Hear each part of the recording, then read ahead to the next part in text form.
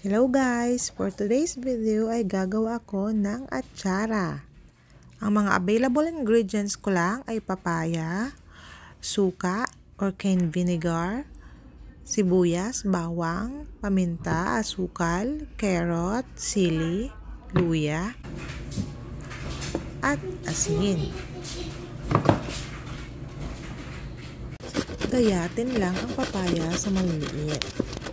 Ito na guys yung ginayat na green papaya or shredded papaya. Lalagyan to ng asin. Yung asin ay wag po masyadong marami para hindi siya maalat. At ibabad ng ilang minuto. Pagkatapos ng ilang minuto, itatanggalin natin yung katas ng papaya. Bali, 2 beses ko po yan pinigaan yung mga shredded papaya para wala talaga siyang katas.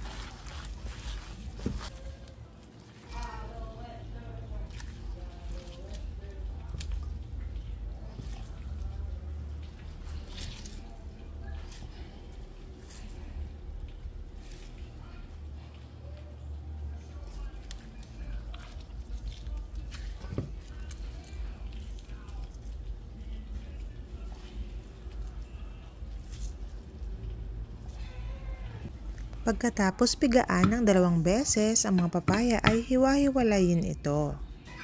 At dahil sa kami lang naman ang kakain, ay kinamay ko na po ito. Tsaka malinis naman ang aking mga kamay.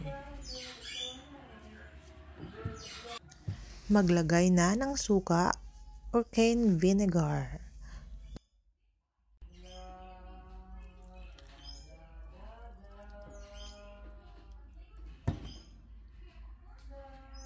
Kayo na po ang bahala mag-estimate kung gaano karami ang gusto nyong sabaw.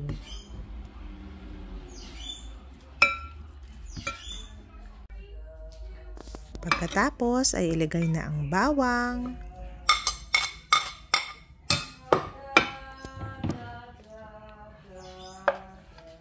sibuyas, luya,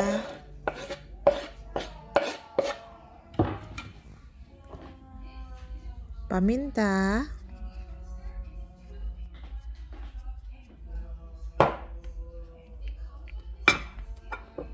at ang ginayat na carrots or in-slice sa maliit na piraso. Ginayat ko na lang ito para madali.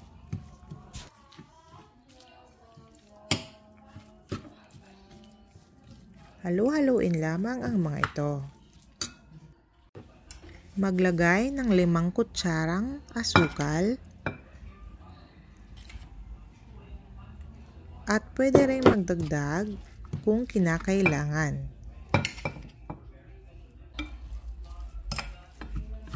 Nagdagdag rin ako ng suka.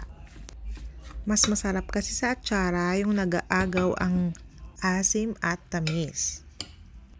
Mas maganda guys kung pula ang sili na meron kayo at yung sibuyas na pula para mas magandang tingnan. Huwag kalimutang tikman at maglagay ng asin kung kinakailangan.